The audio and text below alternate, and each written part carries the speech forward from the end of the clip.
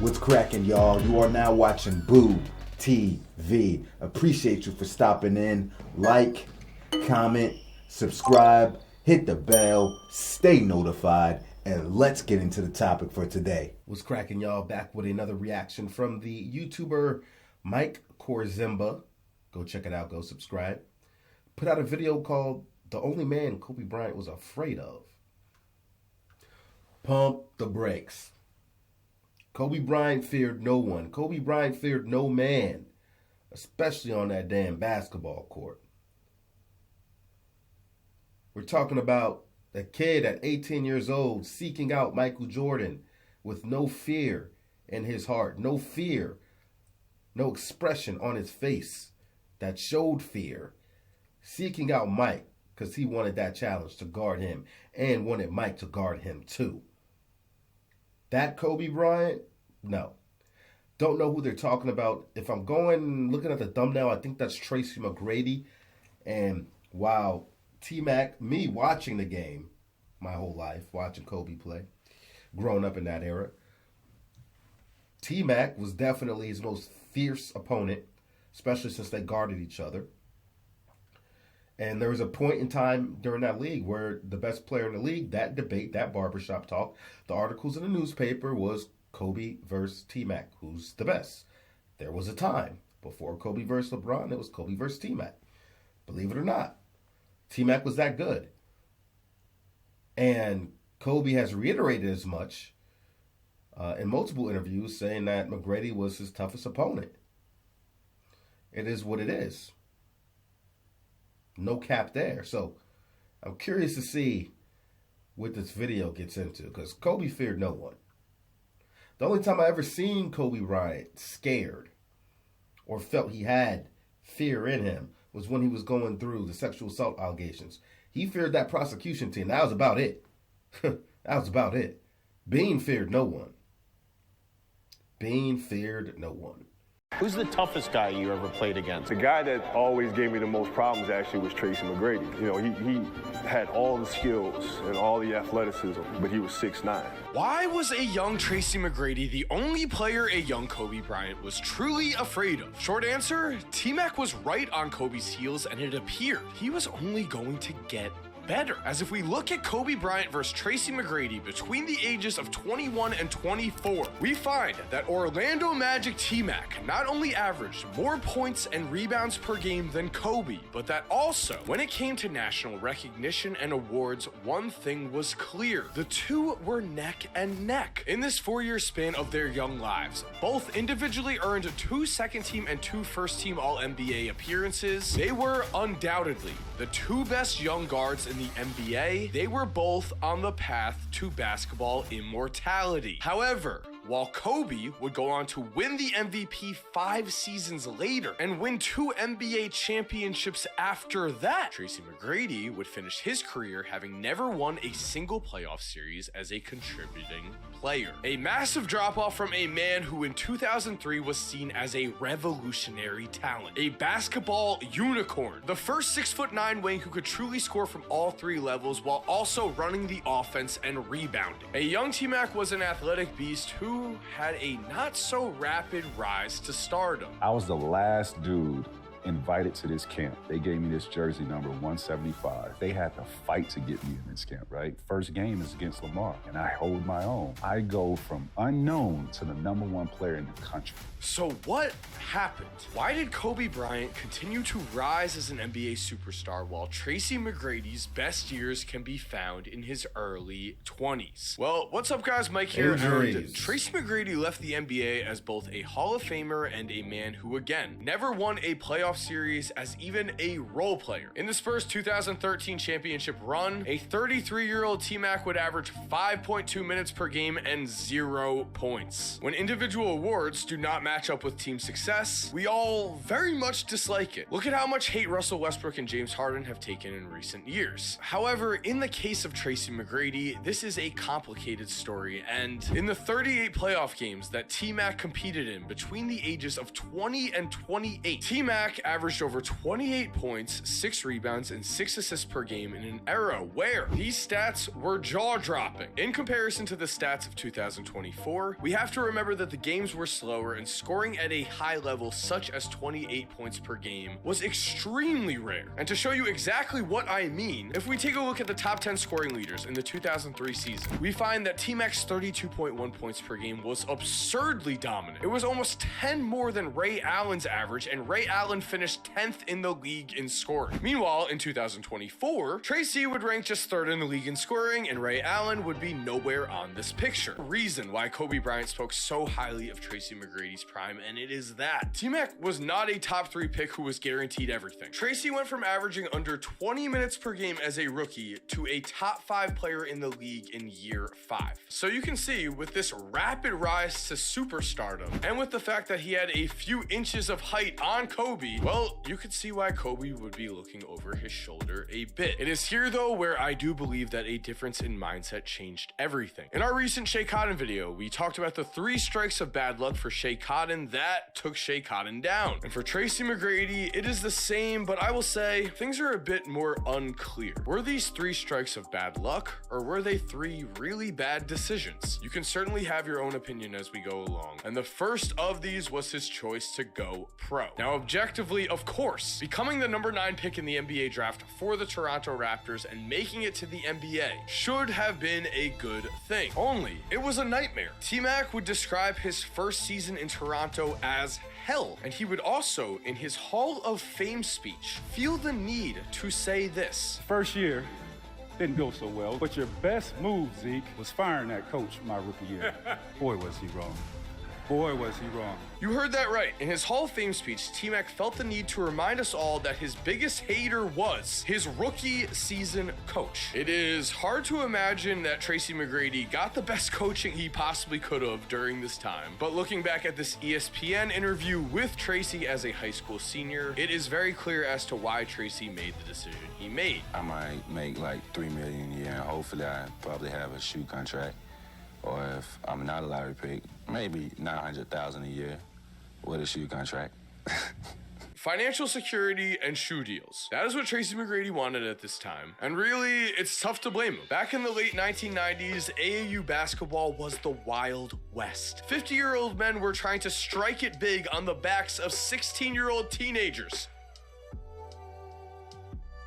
The NBA would eventually implement the one-and-done rule due to the fact that so many high school seniors were given misinformation, went undrafted, and then never received any money. T-Mac was guaranteed to go top 10. He went number 9 to Toronto. He got the money in the shoe deal, but it did end up costing him in his career. In his rookie season, Tracy was given just 18.4 minutes of playing time. In that same season, the school that Tracy would have gone to, Kentucky, had 6 other NBA players on their roster to practice with, and also just so happened to win the national championship without T-Mac. On top of this, the number 1 pick for the 1998 draft, the draft after T-Mac's, was given double the salary of T-Mac. If T-Mac had stayed in school and bet on himself, he surely would have went top 3. We know the talent he had. However, again, I don't really blame him. He went number 9 in the draft. The problem is that this first bad decision / bad stroke of luck directly led to what I will call mistake 2. Mistake 2 was Tracy McGrady refusing to swallow his pride. As in 1998, Tracy McGrady's cousin, Vince Carter, was drafted by the Toronto Raptors, a move that should have made Tracy overjoyed. As before Vince Carter was on the Raptors, T-Mac and Vince were seemingly best friends. You're getting ready for the draft. You come up to Chapel Hill to play. Yeah. You were getting ready to go to a family reunion. I remember my phone ringing, and on the other line, I hear, What up, "What's up, cuz? I was like, hold up, bro. We cousins? Before Tracy and Vince were on the same team, things were simpler. As soon as Vince averaged over 25 points per game in the 2000 season, while T-Mac only averaged 15, things suddenly became much more complicated. Apparently, as it was reported that after only 3 seasons in Toronto, Tracy was choosing to return home to Florida to the Orlando Magic. That's what the media reported. However, it was also reported that T-Mac wanted to be his own man. T-Mac would later admit that this was a mistake he regretted. It was a tough decision to leave. Now that I look back, it's all over. I wish I had stayed, man.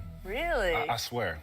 I swear I wish I had stayed. If we look at the NBA landscape at the time, it is no surprise at all that Tracy feels this way. Because without the Toronto Raptors on the one side, we had the incredible rise of Orlando T-Mac. In 2001, the very next season, Tracy would increase his scoring average by 11 points per game and was immediately named second-team All-NBA. He would then be named first-team All-NBA the next 2 years after that, making him, by every definition, a true superstar. On the other side, in 2001, the Toronto Raptors, without T-Mac, the very next season would lose in 7 games in the Eastern Conference semifinals to the Philadelphia 76ers, who were the eventual Eastern Conference champions. Without T-Mac, the Raptors still had a chance to win this series if Vince Carter had just made this shot. Carter trying to get free. Carter at the buzzer. No good. And the Sixers hold on. If Tracy was on this team, it's hard to think that they wouldn't have had a chance to reach the finals. As again, the Sixers team that beat the Raptors was indeed the same Sixers team that lost to the Kobe and Shaq Lakers in the NBA Finals. But Tracy wanted to escape his cousin's shadow. Decision 2, what I will call mistake 2, as T-Mac left for the Magic, a team who specifically had another superstar joining him in Grant Hill. There may have been more to the family angle than has been said, as Tracy did not leave in free agency to become the only star on a team. He actually left to join an established veteran star that was more established than Vince. From the years 1996 to 2000, Grant Hill was named second or first team All-NBA every single season, and in 2001, he was going to be just 28 years old. He was supposed to be the veteran star entering the apex of his prime. Tracy McGrady was seen as the promising young star joining him. Here is where the bad luck of Decision 2 does come in, as in Orlando, immediately, Grant Hill would suffer from extreme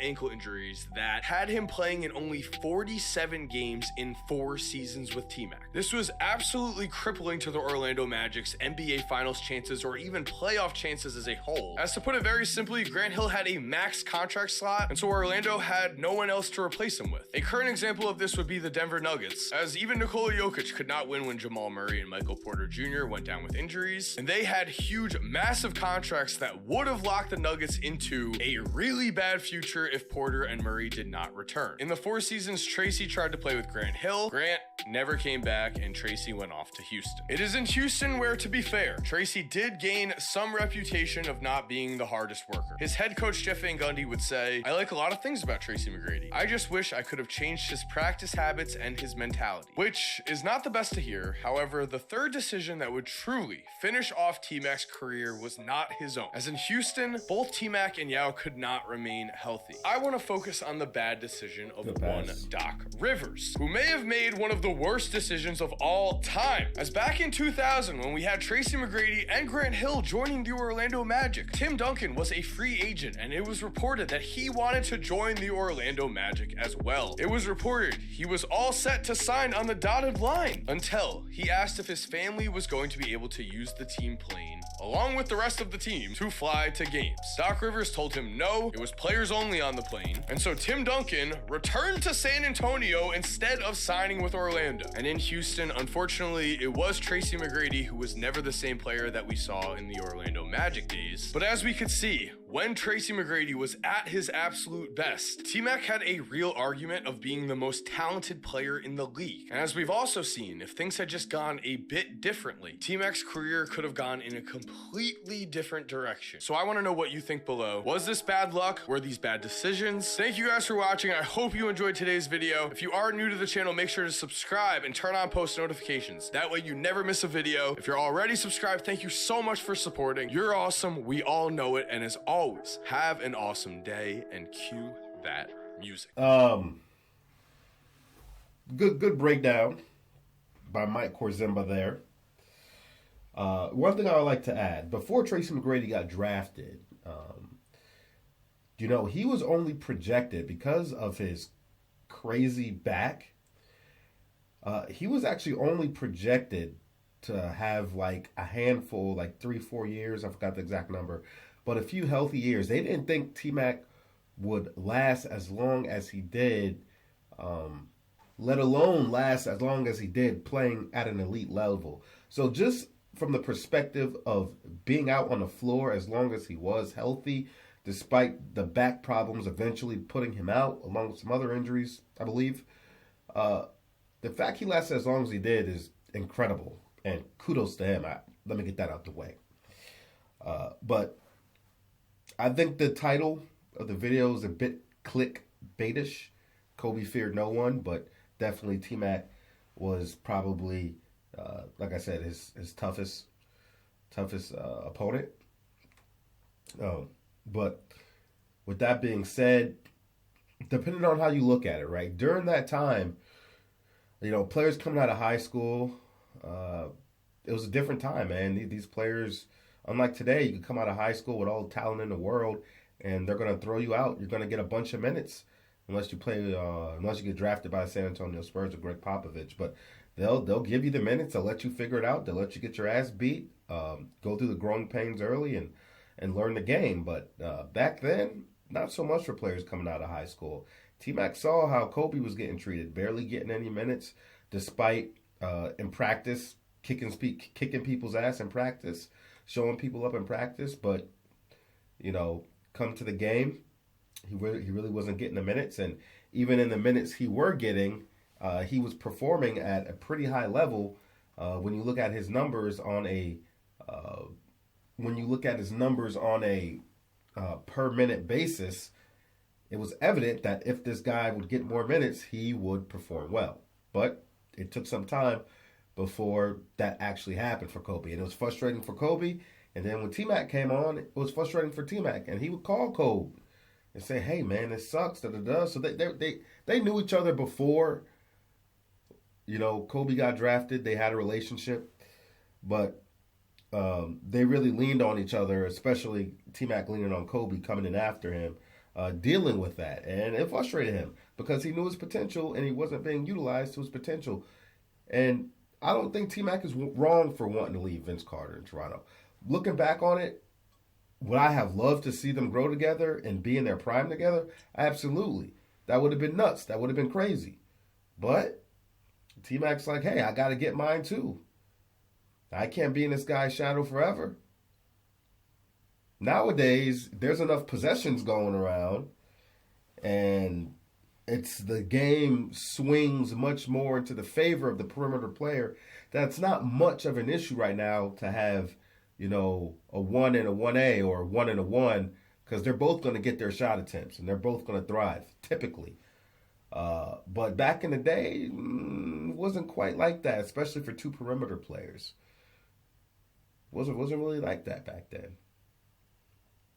And yeah, the Grant Hill thing is unfortunate. Grant Hill just didn't play once he got over to Orlando. He didn't.